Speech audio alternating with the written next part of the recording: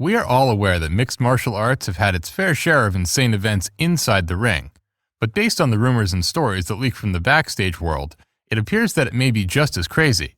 Today we'll take a look at the strangest, wildest, most intense, and most astonishing instances that have occurred on the other side of the MMA curtain.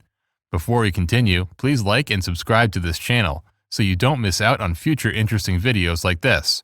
So without further ado, here are, in my opinion, the most outrageous backstage moments in MMA history. Conor McGregor attacks a bus. Come on, you knew this had to be on our list. This well-known backstage incident has a deep and long history, which includes another backstage incident. During his post-fight interview at UFC 205, Khabib Nurmagomedov referred to Conor McGregor as a, quote, chicken. Being called a chicken is about as offensive to you and me as being named any other farm animal. But in Russian culture, being called a chicken is about as offensive as it gets. To clarify, this is not a joke. The implications of being called a chicken in Russian culture are offensive. In a Russian interview, McGregor's Russian partner, Artem Lobov, was asked about Khabib's statements due to the severity of the insult. Artem didn't call Nurmagomedov a chicken outright, but he did imply that Khabib's remarks were based on hypocrisy, because Nurmagomedov often backed out of fights while McGregor did not. Smash cut to 2 years later, 2 years after the chicken event, and all parties were still embroiled in a bitter dispute. Lobov and Nurmagomedov are both on the UFC 223 card during fight week. Khabib attacked Lobov in the fighter hotel, slapping Artem and prompting McGregor to intervene in the situation. Conor, Artem, and the rest of the team intended to raid the media event the next day, but they were running late, and fighters were already boarding the buses to return to the hotel. McGregor and his colleagues attempted but failed to halt Nurmagomedov's bus. McGregor instead chose to pick up a dolly and throw it at the bus window, destroying it. Artem was taken from the event. Michael Chiesa was cut by a piece of glass and forced to withdraw from his fight.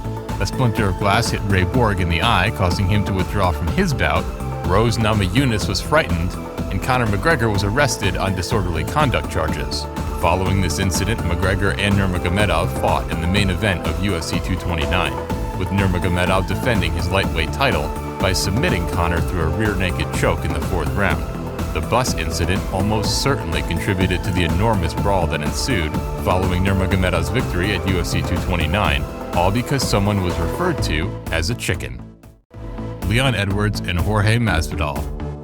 This has to be one of the few famous backstage moments that helps launch a superstar's career. Jorge Masvidal was giving an interview to ESPN's Laura Senko after KOing rising star and former title challenger Darren Till in the second round at UFC Fight Night, Till vs. Masvidal, when fellow welterweight contender and co-main event winner Leon Edwards decided to walk by and challenge Masvidal to a July showdown. Let's just say Masvidal didn't want to wait until July to face Edwards. Masvidal approached Leon and his crew calmly, hands behind his back, before unleashing on Edwards with a jab-cross combination. Edwards was left with a slash over his eye as a result of the altercation, and he lost consciousness pretty quickly. Masvidal's famed three-piece with the soda line, which paid homage to the combo he hit Edwards with, was only the first act of backstage history.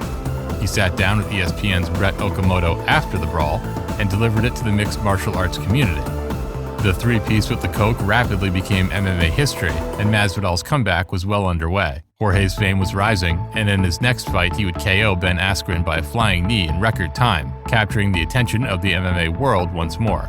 Masvidal's finishes, charisma, and ability to fascinate the world have all helped to make Gamebred a unique figure within the MMA world. Wanderlei Silva and Charles Bennett. Charles Bennett, aka Crazy Horse, is about as wild a person as you'll find in mixed martial arts, and if our previous entries are any indication, that's saying a lot. He's notorious for his outlandish behavior, both inside and outside the ring, but what happened backstage at Pride Shockwave 2005 is by far his most well-known incident. Wanderlei Silva was due to defend the middleweight title against Ricardo Arona, who had defeated him earlier that year in a non-title fight. It was a momentous night for the Shootbox organization. Bennett had fought earlier on the card, and the two had ended up in the same backstage area while Silva warmed up. Following an altercation between Bennett and members of Silva's crew, particularly Christian Marcello, a brief fight ensued, with Marcello putting Bennett to sleep with a triangle choke. The Shootbox crew would upload a video of the altercation to their website, but the story doesn't end there. Bennett alleges that he got up and KO'd Wanderlei Silva with a single punch soon as the cameras cut out, then fled out of the arena. Guy Metzger vs. Tito Ortiz at UFC 19. Tito Ortiz was well known for his trademark celebration of imitating digging a coffin to bury his defeated opponents during his reign as light heavyweight champion from 2000 to 2003. Whether you think this was entertaining or disrespectful depends on your feelings toward MMA theatrics, but the Huntington Beach Bad Boys' craziest celebration didn't involve any grave digging at all. It sparked one of the sport's most infamous feuds. Ortiz challenged Guy Metzger in a rematch at UFC 19 back in 1999, in a rematch of an earlier fight, in which Metzger had guillotined Ortiz. The Huntington Beach Bad Boy, on the other hand, was better prepared this time and dominated his more experienced opponent en route to a first-round TKO knockout. Ortiz put on a fantastic performance, but it didn't take long for him to live up to his bad boy reputation after the fight. He brushed at his opponent's corner, which included UFC icon Ken Shamrock, after donning a t-shirt with the exceedingly offensive message, "Gay Metzger is my bitch." Shamrock, understandably enraged by the display of disrespect, confronted Ortiz angrily, forcing the two men to be separated. The bad blood would escalate to a mega fight between the two stars in the end. Even though it was released more than 3 years after Ortiz's wild celebration, it nonetheless garnered a record buy rate for the promotion at the time, sparing it from extinction. Joe Riggs and Nick Diaz's fight in the ER. Nick Diaz lost to Joe Riggs at UFC 57, but he was not satisfied with the result. Later that night at the hospital, he demanded a piece of Riggs. Diaz needed some routine work, so when he saw Riggs at the hospital, he struck up a conversation with him. At the frickin' hospital, the words turned into a brawl. Quinton Jackson goes on a destructive spree. Quinton Jackson made a few poor moves after losing his light heavyweight title to Forrest Griffin at UFC 86. By terrible judgment, I mean he consumed a lot of energy drinks on an empty stomach before driving his monster truck down the wrong side of the road in congested Southern California, causing many hit and runs. I'm sure it required a team of excellent lawyers to try to make everyone forget about that situation.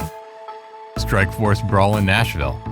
Jason Miller entered the ring after Jake Shields' victory over Dan Henderson at Strikeforce Nashville to issue an unofficial challenge.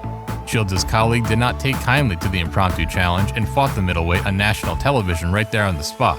It was a true black eye for the sport, but now that Strikeforce has been bought by the UFC parent company Zuffa, don't anticipate anything similar to happen again. So, what do you guys think of my list? Are there any moments that don't belong? Are there any moments that I missed? Let me know your thoughts, opinions, and ideas in the comments below.